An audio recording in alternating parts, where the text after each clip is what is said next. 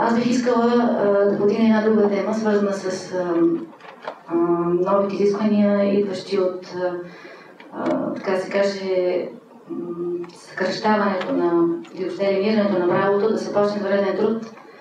Всички ние знаем, че в нашата професия охранителите се налага да работят повече от нормативно определените брой часове. За останалите, които са извън тези часове, как да назначаваме, предполагам, че никой не го прави, защото няма логика в това нещо, да назначаваме за 4, 6, 8, 10 или 15 часа на месец, всеки месец друг човек.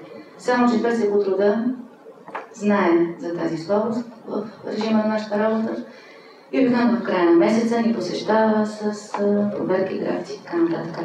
Аз мисля, че в това отношение асоциацията може да подеме тази тема с синдикатите, въобще за определени професии, за професии, които са на графици, денонощна работа, в това число са медицински работници и така нататък, да се намери форма за заплащане на това възнаграждение, без да назначават нови хора за 5, 6 или 10 часа на месец. Просто това е невъзможно.